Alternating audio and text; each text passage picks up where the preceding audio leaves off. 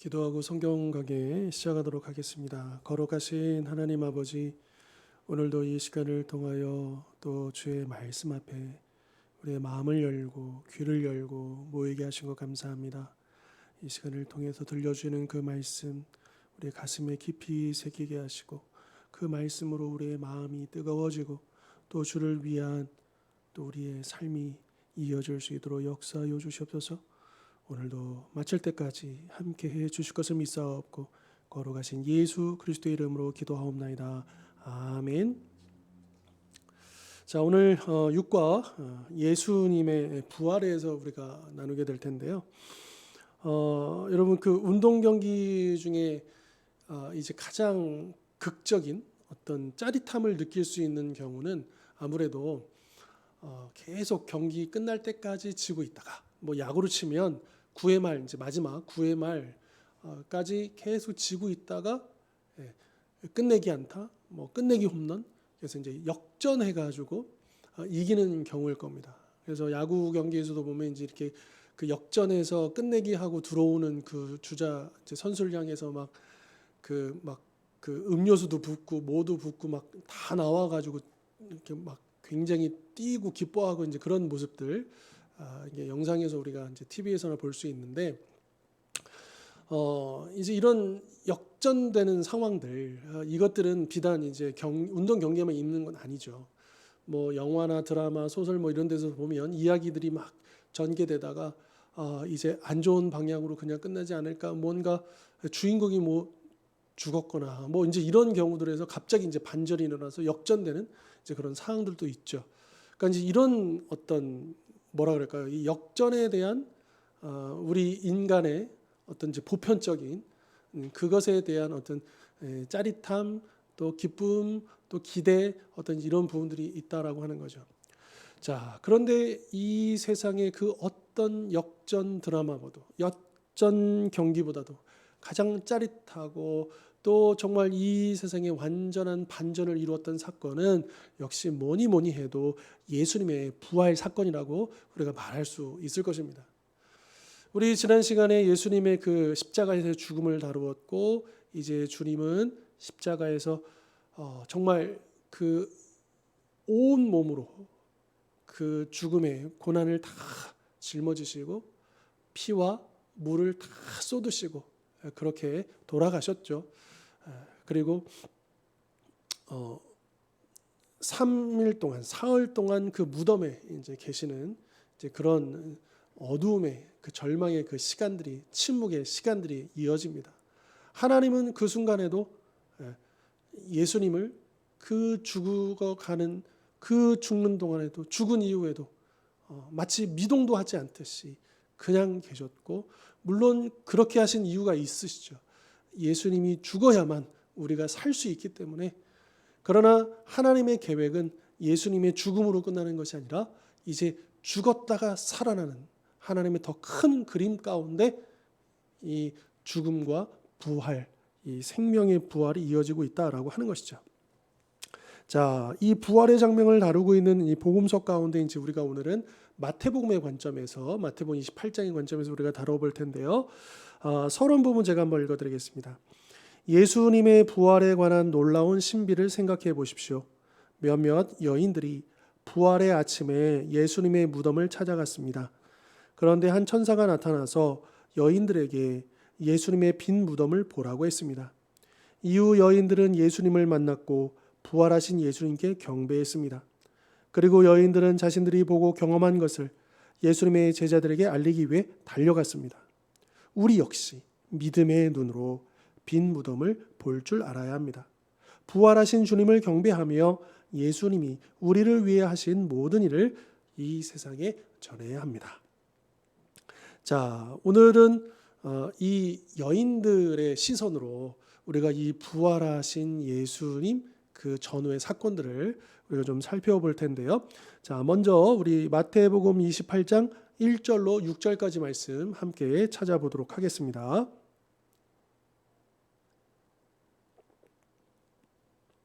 28장 1절부터 6절까지 말씀입니다. 28장 1절부터 6절까지 말씀 이제 제가 봉독하겠습니다.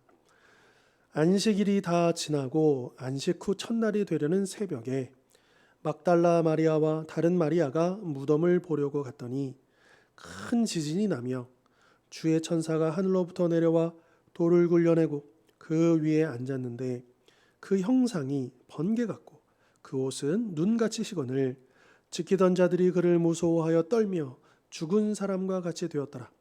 천사가 여자들에게 말하여 이르되 너희는 무서워하지 말라. 십자가에 못 박히신 예수를 너희가 찾는 줄을 내가 아노라.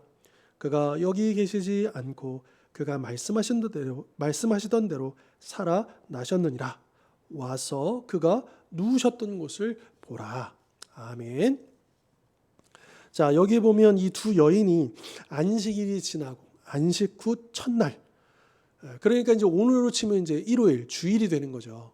그러니까 그 유대인들은 그 하루의 시작이 우리처럼 아침부터 시작되는 게 아니라 저녁 해가 질 때부터의 시작입니다.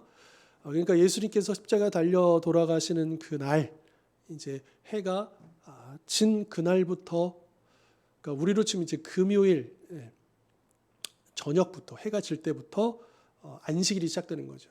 그래서 토요일 그 이제 해 질 때까지 하루 동안 안식일이 진행이 되고, 그리고 이제 안식일 후 첫날이니까요. 그러니까 토요일이 지난 첫날, 즉 일요일, 주일이 되는 겁니다. 이게 이제 엄연히 말하면 이제 24시간, 48시간 뭐 남짓되는 그 시간이지만 날수로 치면 이제 3일이 되는 것이고요. 자, 그래서 이제 토요일 밤이 지나고 드디어 주일 아침, 안식일 첫날 그 새벽에, 그러니까 아마 이 여인들은 안식일이 끝날 때까지 계속 준비하고 기다렸을 거예요. 그러니까 예수님의 그 장례가 급하게 치러지지 않습니까? 안식일이 곧 다가오니까. 그리고 이제 뭘 할 수가 없으니까 그 상태에서 기다리고 있다가 안식일이 끝나자마자, 그런데 이제 그 밤에는 움직이기가 어렸던 모양이죠. 그래서 이 이른 아침부터 새벽부터 그렇게 이 무덤을 찾아왔다라고 하는 겁니다. 자, 그런데 이 여인들이 이 무덤을 찾아올 때 이 마태복음에는 나와 있지 않지만 마가복음 16장에 보면 이 여인들이 이런 얘기를 해요. 서로 오면서 과연 누가 우리를 위해서 이 돌문을 옮겨줄 수 있을까를 염려를 합니다. 그러니까 이 말은 이제 우리가 되짚어 보면 그 무덤 문을 열고 예수님에게 향품을 발라야 되는 그 상황. 그러니까 여기서 우리가 또 알 수 있듯이 예수님의 장례는 온전히 다 치러진 게 아니었다라고 하는 거죠.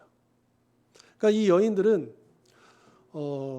예수님이 이미 말씀하신 것, 그러니까 내가 죽고 3일 만에 부활할 것이다라고 하는 그 사실을 확인하러 간 게 아니라 예수님의 죽음을 슬퍼하고 그리고 온전히 치러지지 못했던 장례를 완성하기 위해서, 마감하기 위해서, 또 주님을 사랑하는 마음으로 마지막까지 주님을 섬기기 위해서 그 무덤으로 향하고 있었다라고 하는 것이죠. 자, 그런데 이들은 이 옥문을 어떻게 열까 고민하고 걱정하고 갔는데 도착해 보니까 어떤 일이 벌어졌느냐? 사람인지 아닌지 어떤 존재가 아주 흰 옷을 입고 번개같이 된 형상으로 나타나서 이 돌문을 열었을 뿐만 아니라 이것을 지켜본 그 무덤을 지키고 있는 구인들이 거의 죽은 사람처럼 그렇게 서 있는 그 장면을 보게 된 것이죠.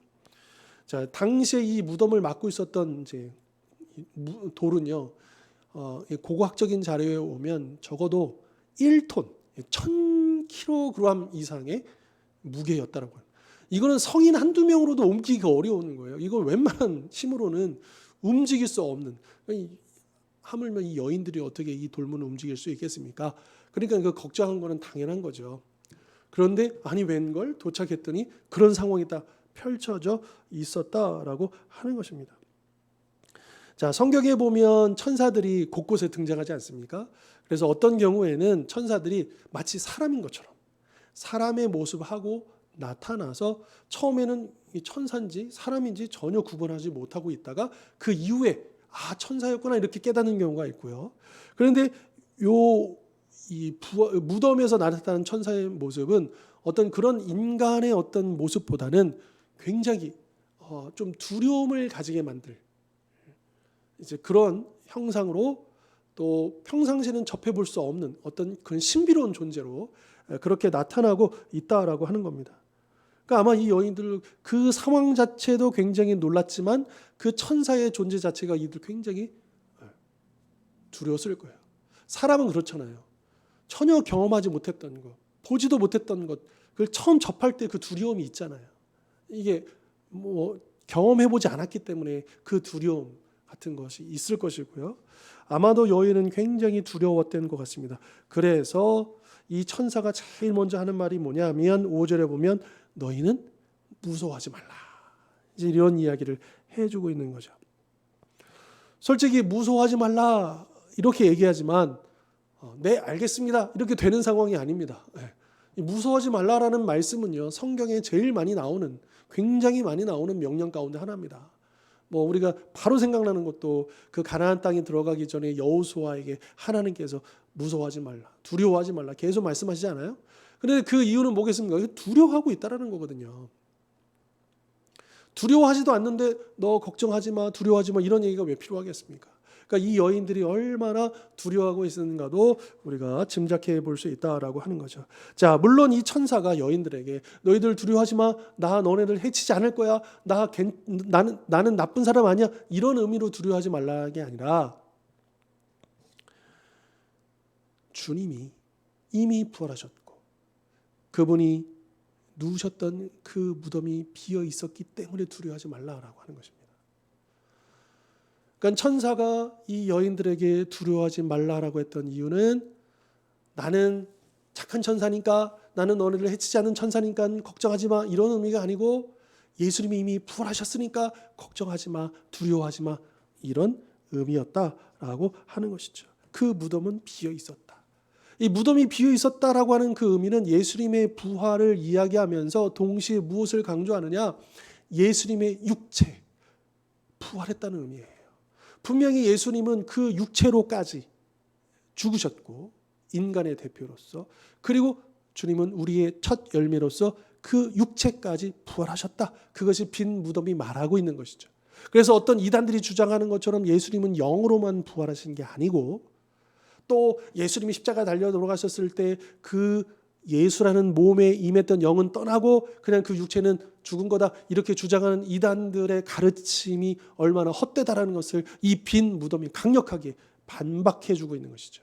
그러니까 빈 무덤은 그냥 예수님 부활하셨다 이런 정도의 의미만 있는 게 아니라 예수님이 육으로도, 영으로뿐만 아니라 육으로도 부활하셨다. 이 말은 곧 뭡니까? 우리의 육체도 예수님과 함께 부활하게 될 것이다. 우리 육의 부활을 이야기해주고 있다라고 하는 것이죠.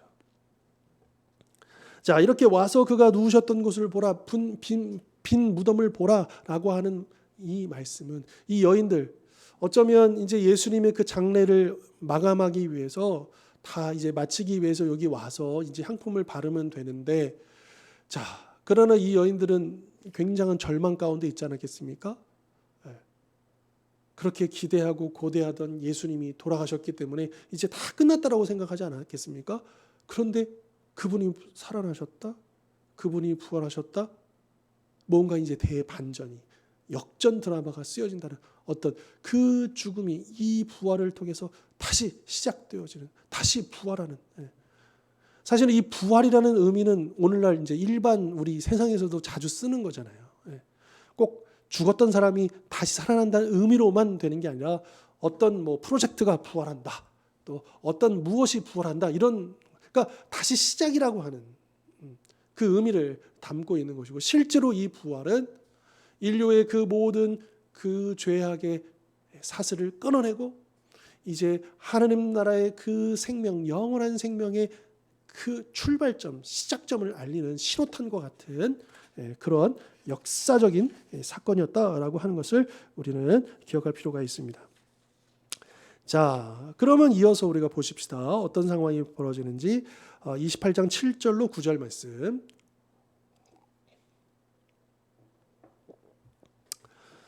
28장 7절로 9절 말씀 읽겠습니다.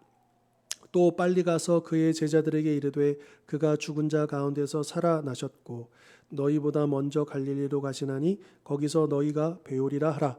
보라, 내가 너희에게 일렀느니라 하거늘. 그 여자들이 무서움과 큰 기쁨으로 빨리 무덤을 떠나 제자들에게 알리려고 다름질할새 예수께서 그들을 만나 이르시되 평안하냐 하시거늘 여자들이 나아가 그 발을 붙잡고 경배하니. 자, 천사가 계속 얘기합니다. 이제 앞에 본문에서는 두려워하지 마라. 예수님이 부활하셨다. 그 증거로 빈 무덤을 보아라. 이렇게 얘기했고요. 또 방금 읽었던 본문에서는 이제 너희들 이 빈 무덤을 봤으니까 예수님의 부활의 소식을 들었으니까 이제 너희들에게 사명이 있다. 그게 뭐냐? 가서 지금 숨어있는 그 11 제자들에게 이 소식을 빨리 전하라 라고 하는 거죠. 그러면서 예수님께서 돌아가시 전에 말씀하신 대로 그분은 주님은 갈릴리로 가실 테니까 그리고 그곳에서 제자들을 다시 만날 테니까 이 소식을 빨리 그 11 제자에게 전하라 라고 말하고요. 그래서 이 여인들이 그 소식을 전하기 위해서 달려가잖아요. 근데 그때의 느낌이 뭐냐 하면 한편으로는 무섭고 또 한편으로는 큰 기쁨. 그러니까 이 여인들의 입장에서 이게 꿈이야 생시야 그랬을 거예요. 도저히 이게 보고도 믿을 수 없는 장면이잖아요. 그러나 결코 부인할 수 없는 상황이잖아요. 무덤에 정말 예수님을 이렇게 쌌던 그 뭐랄까요? 그 이제 그 겉옷만 잘 개어서 이렇게 놓여 있었고 예수님을 찾을 수 없었죠. 아무리 생각해도 이 돌을 무덤에 옮겨가지고 누가 훔쳐갈 그런 상황이 전혀 아니죠. 왜요? 그 군인들이 그 자리에 있었잖아요. 그리고 그 군인들이 그 천사 앞에서 완전히 죽은 사람처럼 아마 이 상황에서 이미 이들은 이제 도망가 버렸을 것이고요. 자, 그리고 이 신비로운 존재, 이 천사를 통해서 이 사실, 그러니까 보고도 믿을 수 없는 상황이지만 부인할 수도 없는 그런 상황. 그러니까 한편으로는 무서우면서도 또한 이것이 진짜면, 아니 진짜죠. 큰 기쁨, 뭔가 대반전을 향한 그 기대감들이 그 가슴을 가득 채웠을 것이다 라고 하는 겁니다. 자, 그런데 이제 드디어 달려가서 제자들에게 이 소식을 전하면 되는데 그때 예수님께서, 부활하신 예수님께서 그 여인들을 만나신다라고 하는 겁니다. 그러니까 이 여인들이 또 뜻하지 않게 자신 눈앞에 서 계시는 예수님을 보고 그들이 했던 행동은 뭐냐 하면 즉시로 예수님의 발을 붙잡고, 이제 이것이 보통 이렇게 영화나 이런 데 보시면 그 로마 시대 때 보면 그 왕을 향해 가지고 높은 사람을 향해서 바짝 엎드려서 손으로 그 발을 잡으면서 존경을 표시하는 어떤 그런 이제 행위입니다. 그래서 그 왕이신 우리 주님 앞에 그 발에 손을 얹고 그리고 주님을 경배하는 그런 모습을 보여주고 있는 것이죠. 자, 이 여인들은 분명히 예수님이 부활하셨다라고 하는 사명을 받았습니다. 그리고 그 사명을 가지고 달려가는 그 와중에 예수님을 마주친 거예요.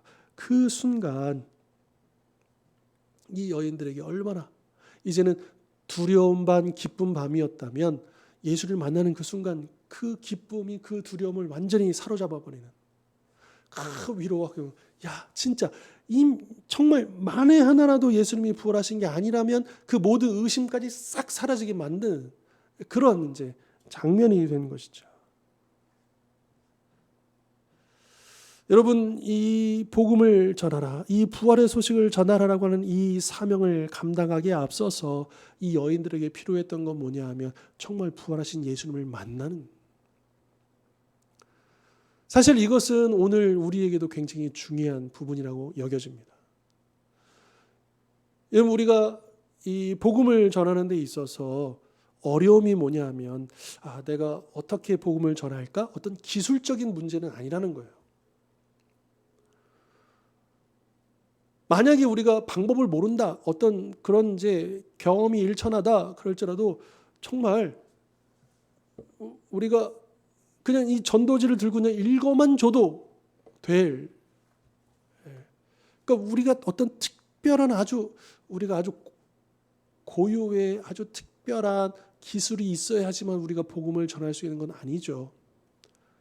그래서 우리가 물론 우리가 복음을 전하는데 이왕이면 더 효과적으로 또 사람들에게 폐를 끼치지 않고 좀 더 우호적인 어떤 분위기를 마련하기 위해서 우리가 노력하지만, 그러나 그 복음이 전해지고 그 복음을 통해서 그 영혼이 믿게 되는 것은 우리의 어떤 그런 노력과 능력에 달려있지 않습니다.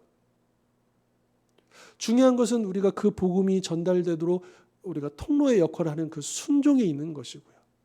그렇다고 한다면 우리의 고민은 뭐냐? 그럼 우리가 어떻게 이 복음을 전하는 통로로 우리가 헌신할 것인가? 또 그 일에 우리가 직접 실천에 옮길 것인가? 그것은 어떤 경험의 문제도 아니고 방법의 문제도 아니고 능력의 문제도 아니다. 사실은 이 부활하신 예수님과 정말로 만나느냐, 얼마나 깊이 있게 만나느냐, 그 부활의 참된 소망과 기쁨이 얼마나 풍성, 여기에 달려 있다라고 하는 겁니다. 그러니까 이 여인들 그리고 그 제자들 또 우리 초대교회 성도들도 마찬가지지만 그들이 그렇게 담대하게, 사도 바울도 마찬가지죠. 담대하게 그 복음을 전할 수 있었던 것은 그들은 우리보다 더 특별한 믿음이 있었기 때문이 아니라 진짜 부활하신 예수님, 부인할 수 없는 그분을 만났고 경험했고 보았고 들었고, 그 사건이 그들 각 개인적으로 있었기 때문에 또 공동체적으로 있었기 때문에 그 강력한 그 강렬함이 그들을 사로잡아서 이 복음을 전하지 않을 수 없도록 만들었다라고 하는 것이죠.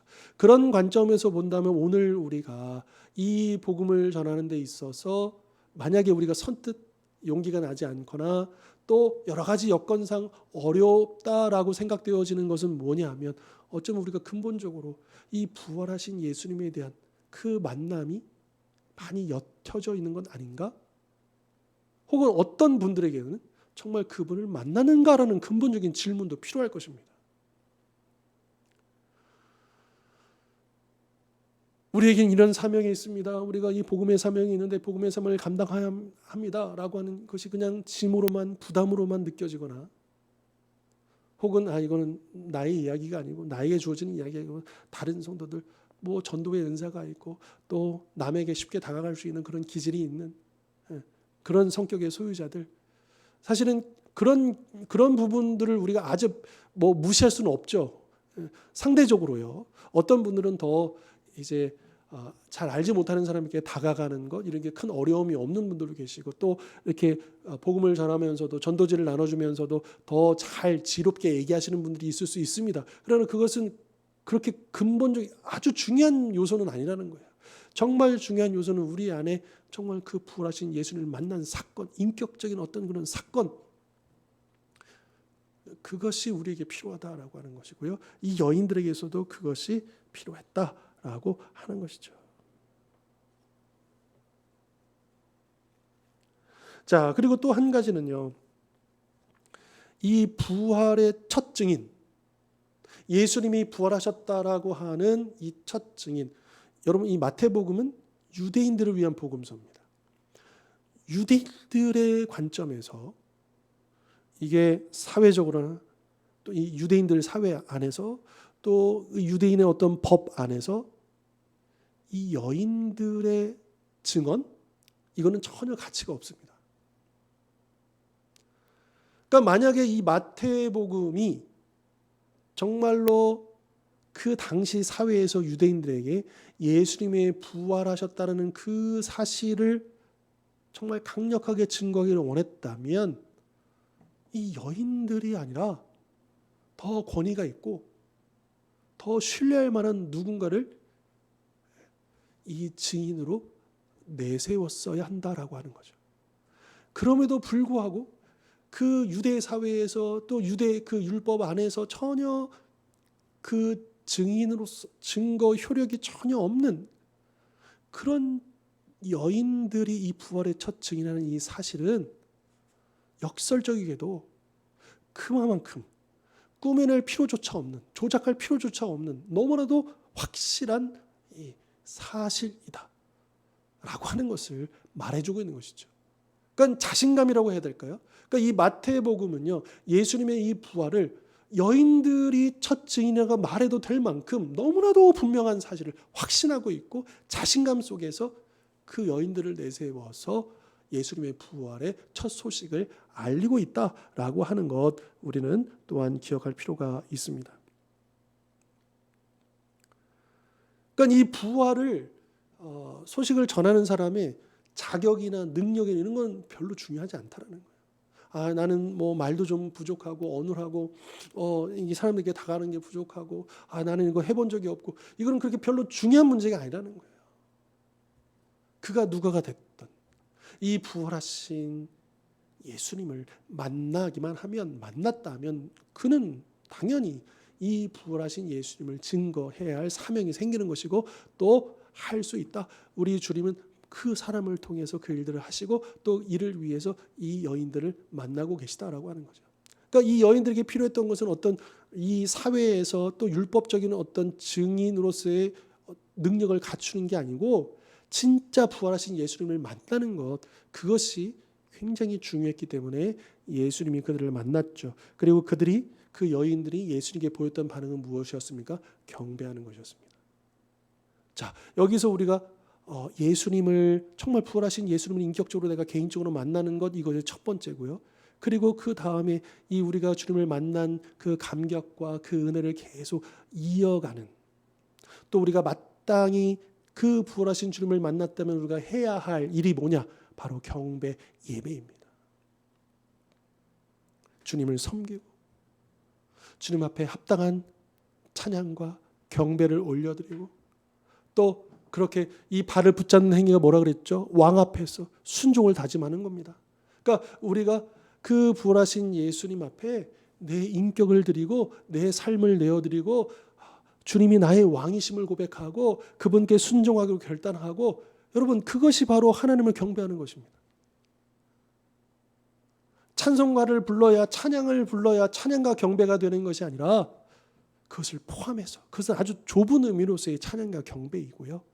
우리의 전 삶이, 내 삶이 온전히 그러니까 그 예배할 때 이제 worship이라는 영어 단어가 있잖아요. 그 worth하고 ship이라고 하는 단어가 합쳐진 거거든요. 각각의 의미는 가치의 합당함이에요.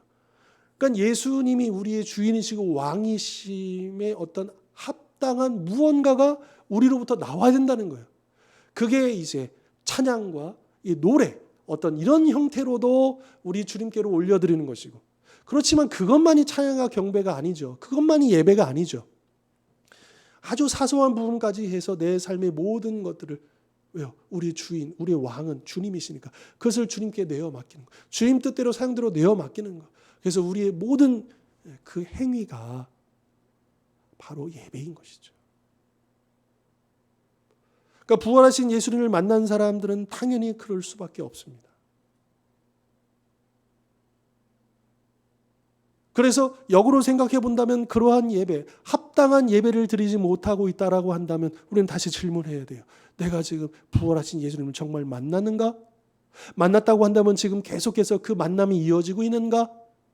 그러니까 우리의 예배의 문제는요, 더 근본적인 질문들 속에서 정말, 그러니까 우리가 예배에 더 깊이 있게 들어가지 못하고 예배 가운데서 그 은혜를 경험하지 못한다면, 물론 뭐 건강상의 문제도 있을 수 있겠고 또 여러 가지 재정적인 문제도 있을 수 있겠고 관계의 문제도 있을 수 있겠고 우리를 둘러싼 환경의 문제일 수도 있겠지만, 그러나 사실은 그것보다도 더 지금 나의 영혼이 메말라 있고 그 부활하신 주님과의 그 깊이 있는 교제를 잃어버렸기 때문이다 라고 하는 것입니다. 그것이 근본적인 이유다라고 하는 것이죠. 그런데 이 부분이 회복되고 주님과의 그 만남이 회복될 때 우리의 예배도 회복될 수 있는 것이다. 그렇지 않겠습니까? 그리고 그랬을 때 비로소 우리가 가서 전하라라고 하는 그 사명을 감당할 용기와 또 그럴 수 있는 능력을 우리가 바로 받을 수가 있다라고 하는 것이죠. 자, 우리 마지막 본문 이어서 28장 10절로 15절입니다. 드디어 이제 예수님을 만난 그 여인들이 예수님을 경배했고요. 그리고 예수님이 여인들에게 또 뭐라고 말씀하십니다. 자, 10절로 15절 제가 봉독하겠습니다. 이에 예수께서 이르시되 무서워하지 말라. 가서 내 형제들에게 갈릴리로 가라 하라. 거기서 나를 보리라 하시니라. 여러분 사실 무서워하지 말라. 갈릴리로 가라. 거기서 나를 만날 것이다. 이거는 천사가 했던 얘기는 똑같은 거거든요. 내용은 똑같아요. 그런데 천사가 얘기한 것과 예수님이 직접 얘기한 것은 전혀 차원이 다른 문제인 것이죠. 천사를 통해서 주의 말씀을 한 단계 건너서 들은 것과 우리 주님께로 직접 들은 것은 이건 차원의 문제예요. 차원이 다른 문제다. 여러분 우리가 예배를 통해서 또 설교자를 통해서 또 주변 나보다 믿음이 성숙한 사람들을 통해서 주변 지체를 통해서 그 은혜를 경험하고 또 말씀을 또 듣고 이것도 굉장히 중요해요. 그러나 무엇보다도 중요한 건 뭐냐? 내가 직접 주님을 만나는 거예요. 여러분 자급자족이라는 말 아시죠? 자급자족. 우리가 영적으로 자급자족할 수 있는 사람이 되어야 되는 거예요. 물론 우리 신앙생활은 결코 개인적이거나 혼자 할 수 없습니다. 그러나 이 공동체 안에서 그 신앙생활을 잘하기 위해서는 개인적으로도 영적인 자급자족을 할 수 있는 사람이어야 한다는 거예요. 그래서 함께 모여서 예배할 줄 알고 함께 모여서 기도할 줄 알고 찬양할 줄 아는 것뿐만 아니라 얼마든지 혼자서도 말씀을 읽고 묵상하고 은혜를 받고 또 얼마든지 개인의 골방에서 기도하고 하나님께 나아가고 얼마든지 내가 있는 그 자리에서 하나님을 찬양하고 그럴 수 있어야 한다는 거예요. 이것이 균형 있게 같이 맞춰져 갈 때 우리 신앙생활이 더욱더 풍성해지고 가능해지는 것이지 나 혼자 신앙생활 못하니까 그러니까 누군가가 반드시 있어야 되고 또 그 예배 가운데 들어와야지만 내가 예배 드릴 수 있고 그렇지 않습니다. 이게 두 개 다 가능해야 되는 거예요.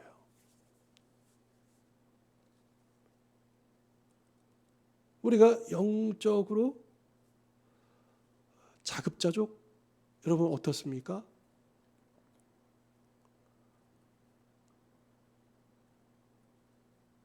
다른 사람을 통해서 주님의 말씀을 듣고 또 은혜를 받는 것 중요하다고 말씀드렸습니다. 천사를 통해서든 설교자를 통해서든 또 다른 시를 통해서든 그거 중요합니다. 그러나 동시에 내가 개인적으로 직접 주님을 찾고 만나고 그 시간을 통해서 채워지는 그 부분도 있다라고 하는 것이죠. 굉장히 중요한 부분입니다. 특별히 개인 기도 시간은 그 어떤 시간보다도 더 주님을 만날 수 있는 좋은 기회이지 않겠습니까?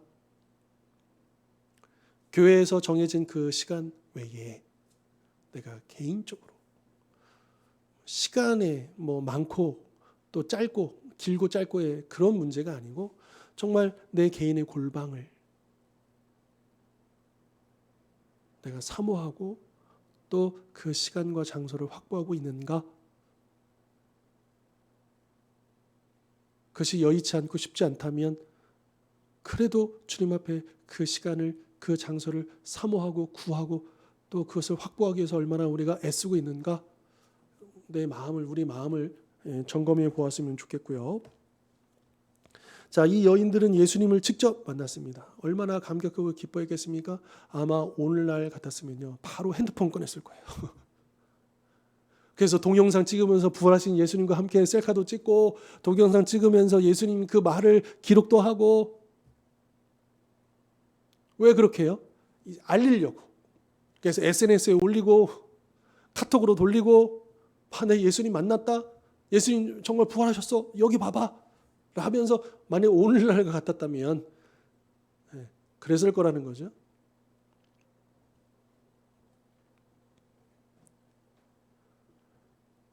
천사들이 무서워하지 말라 이렇게 했는데 예수님도 뭐라고 그러는 무서워하지 말라. 더 묵직하게 다가왔을 거예요. 더 위로가 되었을 겁니다. 예수님의 그 말씀으로 진짜 그 무서움은 싹 사라졌을 거예요. 그리고 기쁨과 부활의 메시지에 힘을 입은 여인들은 기쁘게 예루살렘을 향해서 그 제자를 향해서 달려갔을 것입니다.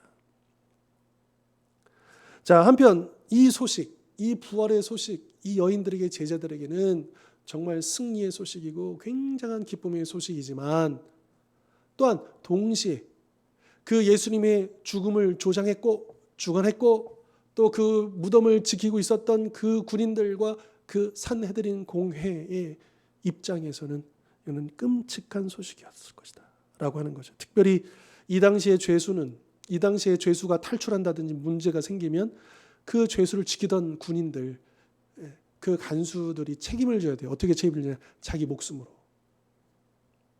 굉장한 거죠. 그래서 우리 새벽에 우리 사도행전 큐티 본문에 보면 그 바울이 탄 배가 이제 좌초되지 않습니까? 그러니까 이제 그 로마 군인들이 이러다가 죄수들이 헤엄쳐서 어디로 도망칠까봐 차라리 그럴 바에는 이 죄수들을 다 죽여버리자. 그렇게 이제 이 백부장에게 그 군인들 부하들이 건의를 하죠. 그러니까 이 군인들도 영문은 모르겠지만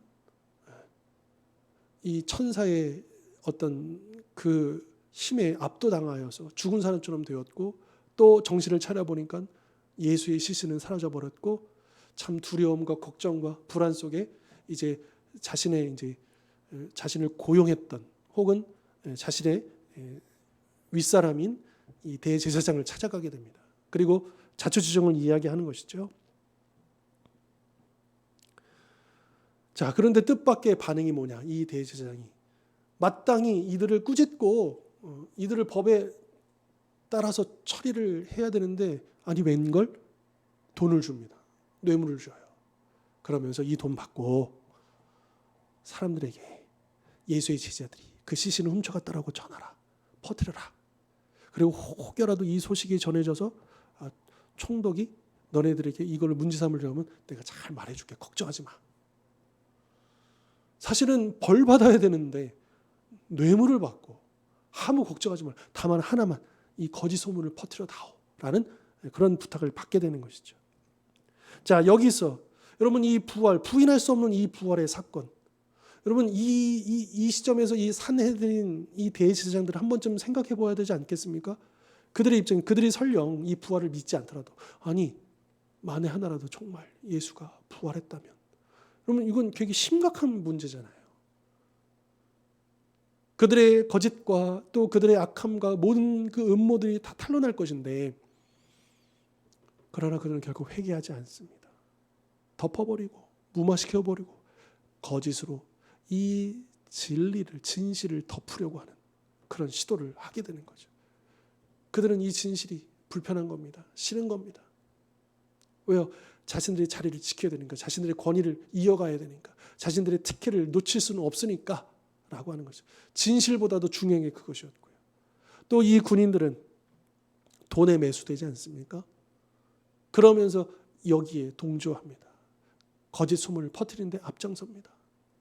왜요? 그들의 섬기던 신은 바로 물질이었기 때문인 것이죠. 돈 몇 푼에 이 거짓 소문을 내는 진리를 왜곡하는 일을 서슴지 않았다라고 하는 것이고요. 여러분 오늘날에도 그렇습니다. 우리가 이 부활의 사실을 전할 때 많은 사람들이 외면하고 또 그것을 부정하고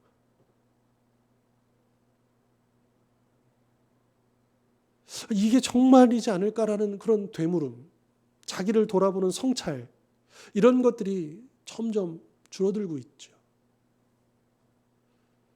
그들은 분주하게 자신들이 바라보고 있는 그 일들, 지금 자기가 유지하고 있는 그 삶을 변화를 싫어한 채 그냥 그렇게 살아가고 있는 겁니다. 회개하지 않는 그들의 모습. 그리고 또 많은 사람들은 어떻습니까? 돈에, 물질에, 이 세상의 만몬에 사로잡혀서 예수님의 이 부활, 이 복음을 거짓으로 둔갑시키고 또 그것을 왜곡하는, 또 부정하는 어떤 그 자리에 서게 된다라고 하는 것이죠. 자, 그러면 우리는 어떨까요? 물론 우리는 예수님의 부활을 믿습니다. 부정하지도 않아요.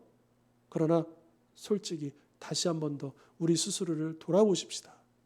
어쩌면 우리도 모르는 가운데 이 부활이라는 것이 너무나도 익숙해져서 당연한 것이었어. 그 감격도 예전만 못하고 또 거기에 대한 확신도 예전만 못한 것 아닌가. 우리는 다시 한 번 더 우리 스스로를 점검할 필요가 있다라고 하는 거죠. 그리고 저 세상 사람들은 그렇다 쳐요. 회개하지 않는 저들 그렇다 쳐요. 우리는 어떤가라고 하는 것입니다. 이 예수님의 이 부활 앞에서 아니 또 그거야? 혹은 뭐 다 알고 있는 건데 나 믿고 있는 건데 이건 패스. 우리가 그러고 있지 않는가. 그러나 여러분 우리 기독교 신앙의 우리 가장 중요한 파운데이션 기초가 뭡니까? 부활이지 않습니까?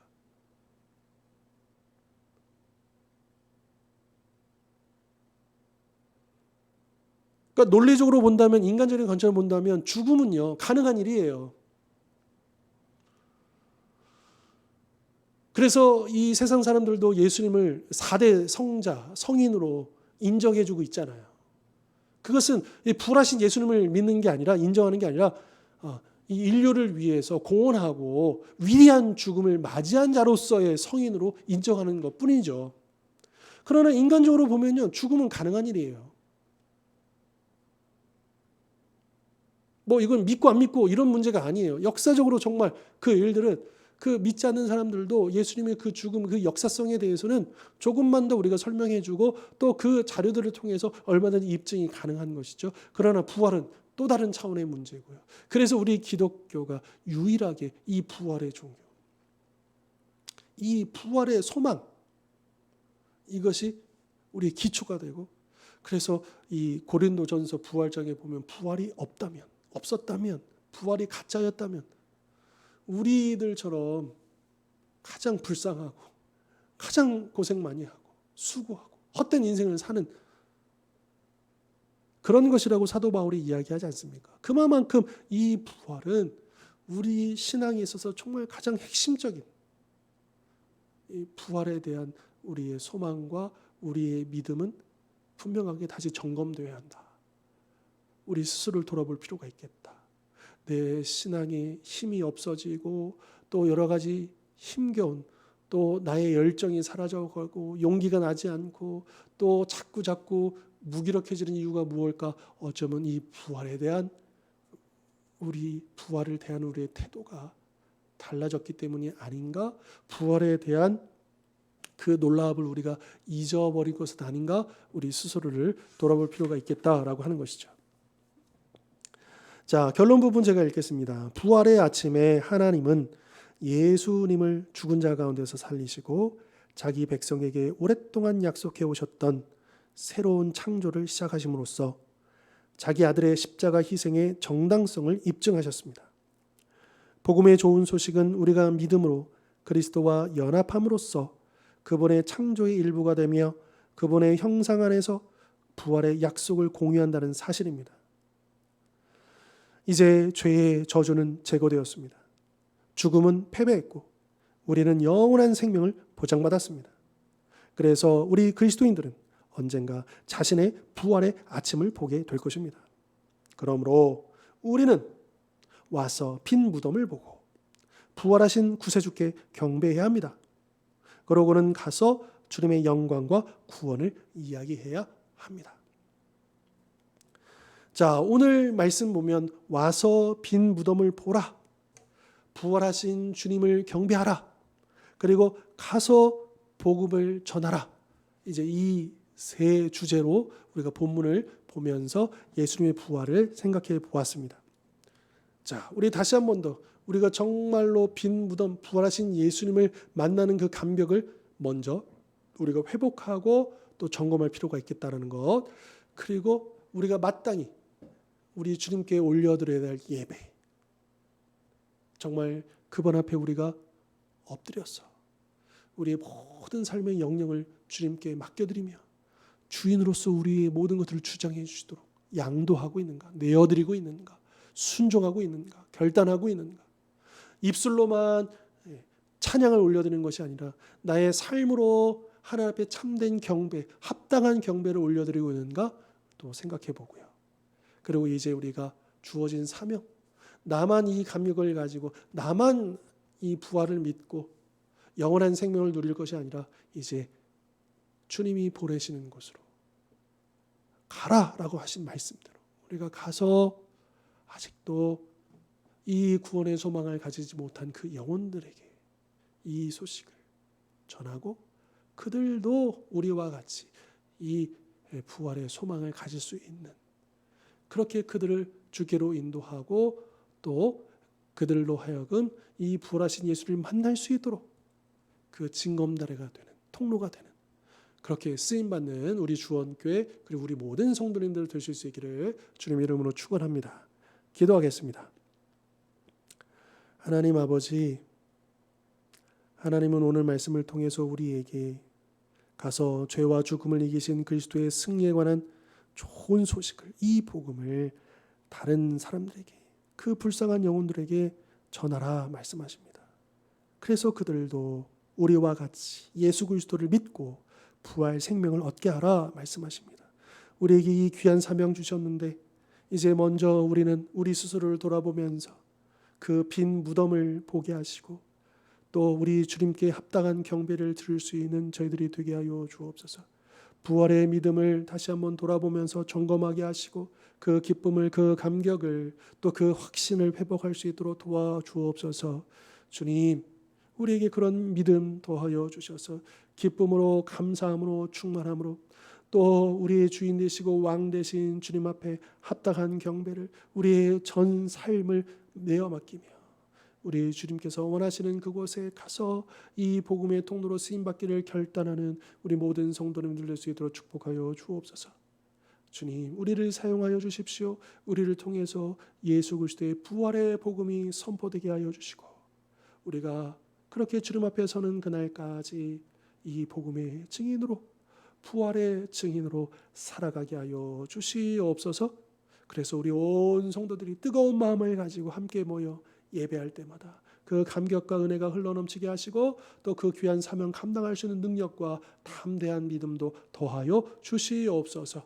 감사드리고 걸어가신 예수 그리스도 이름으로 기도하옵나이다. 아멘. 감사합니다. 자, 우리 다음 시간에는 이제 부활하신 이제 예수님께서 또 제자들을 만나시고 어떤 일들을 하시는지 계속 우리가 이어서 보게 될 것이고요. 또 주일에도 공지를 드렸지만 이제 9월에 넘어갑니다. 이제 다음 주 9월 첫 주인데요. 이제 다음 시간부터는 이 자리에서 이제 오프라인으로 우리가 수요 성경 강의를 진행하고요. 시간은 동일하게 11시고요. 그리고 또 여의치 않는 분들은 영상을 통해서 실시간으로 혹은 다른 시간대에도 그 영상을 통해서 참석하실 수 있습니다. 그래서 9월부터는 더 새롭게 또 우리가 그렇게 시작할 수 있도록 기도해 주시고 또 많이 또 참석해 주시기를 부탁을 드리겠습니다. 오늘도 함께 해주셔서 감사합니다.